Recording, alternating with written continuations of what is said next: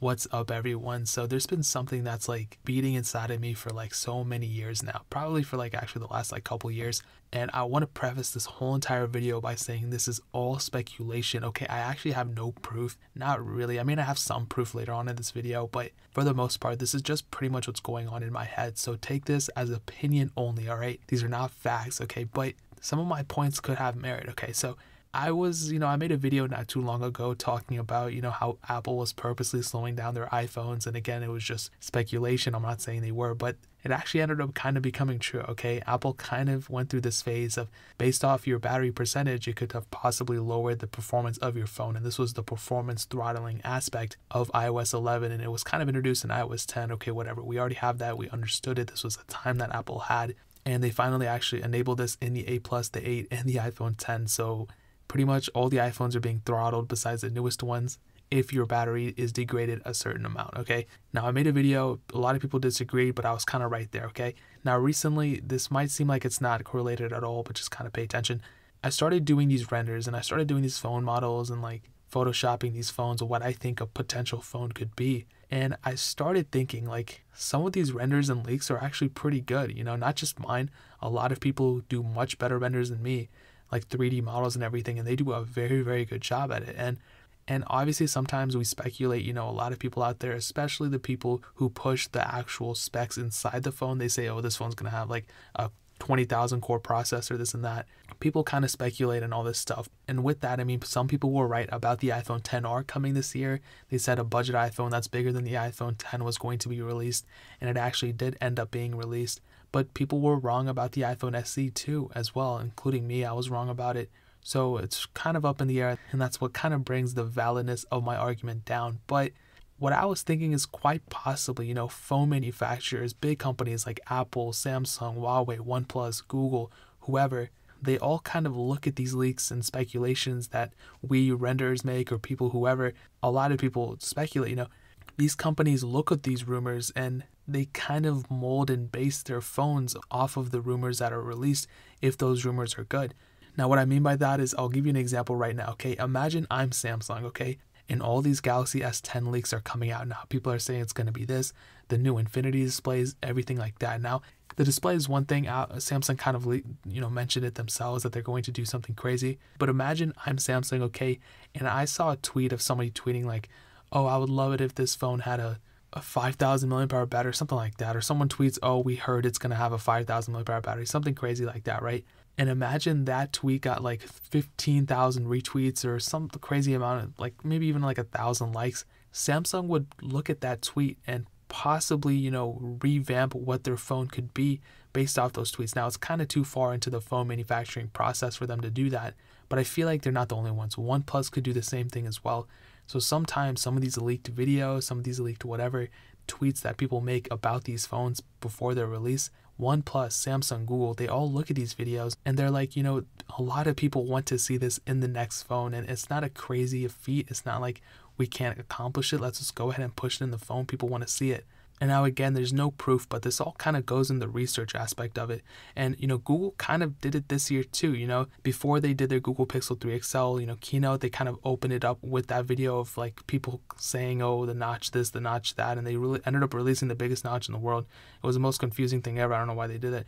So that's kind of what they think. And, they spend millions and millions of dollars in researching and everything like that. So I would kind of imagine that some of these leakers and these people who are creating rumors kind of push these things out there, and big companies look at them before they even release their phone, and they kind of get ideas of what they want their phone to be based off of, based off the reaction of the leaks that are released from all these leakers and rumors and all these things that people are publishing. And that's kind of my opinion.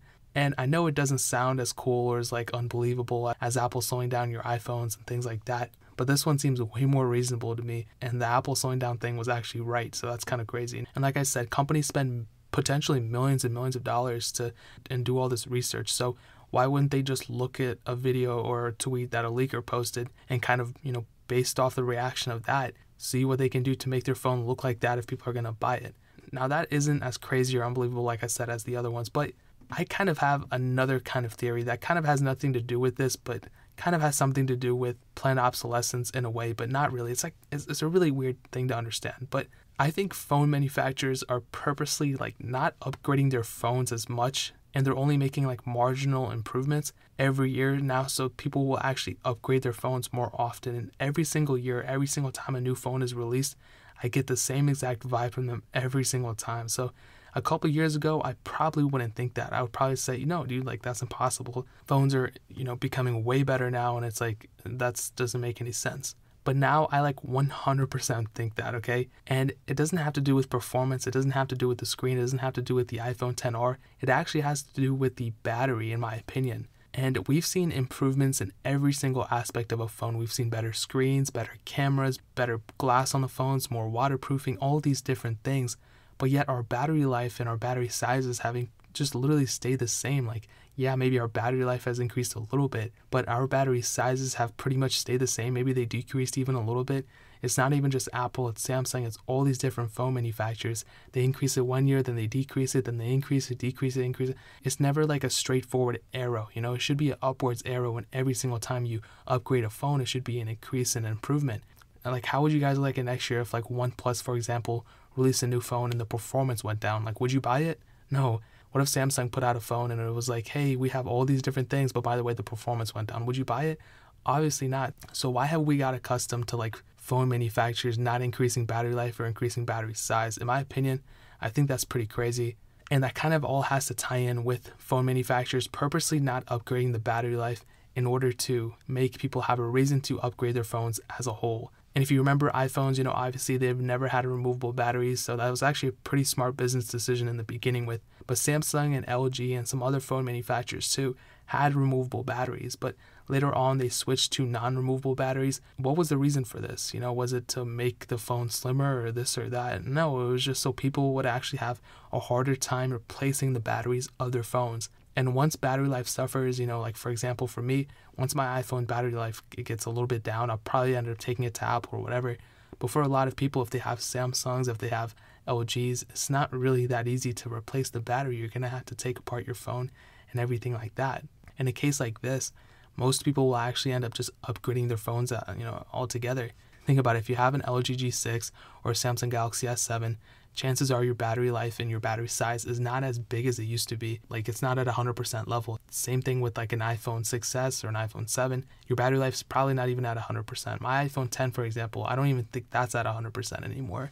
And phone manufacturers know this, that batteries degrade, and they use that to their advantage. So they're like, hey, we know like performance isn't going to get that much better every single year, but we really need to like string out this battery thing, because if we just made a phone that had like all day battery life that could last like 3 weeks, nobody's going to have a reason to upgrade. And I feel like Motorola went through this same phase. Okay, this is kind of random. I didn't even put this in my notes, but like Motorola was like kind of wilding out, right? And they just made phones that could like last all day, and they made like indestructible phones and this and that. And think about it, the technology exists to make a phone that you can throw up in the air and throw on the floor and it won't crack the screen. And Motorola proved that with their, I don't remember, the Droid Turbo 2 or something. I don't remember which phone that was, but they proved it. And why haven't phone manufacturers used it? Is because they want people to upgrade their phones. They're businesses, they want to make money. I'm not really hating on them. Obviously, like, I'm supporting of that. Like, I think it's cool, but I don't think they should suffer. And I think they should make better improvements in other aspects besides the performance and the camera every single year. And that seems like what most people are doing. They're only increasing performance, or they're making the cameras better, but there's other things in a phone that we want. And battery life is one of those things. I think phone manufacturers as a whole are kind of not improving the battery life and battery sizes on purpose in order for people to have a reason to upgrade in the future. Because people are starting to wake up and they're like, there's no point in buying like $1,000 phone when a $600 used phone can possibly give me the same type of performance, and I could save $400 and do something else with it. Like I said, this whole entire video is my opinion. I'm not right, I'm not wrong. I'm definitely probably more wrong than right, but it's kind of what I think. And I want to know what you guys think though. Do you guys think I have a valid point? Do you think I'm kind of an idiot? I mean, I'd love to know. I mean, a lot of things that I said are kind of far-fetched. These are two conspiracy theories that I think could possibly have some merit. But like I said, these are only my opinions. I'm not saying they are right or they are wrong. I don't want anybody to sue me. I'm just saying this is what I think, all right? So leave what you guys think. Leave your condolences in the comment section below. I'd love to hear what you guys have to say. Hit that like button. That'll mean so much. If you have any questions, man, this video was like super all over the place, but I'll definitely be reading these comments and seeing what you guys have to say about this.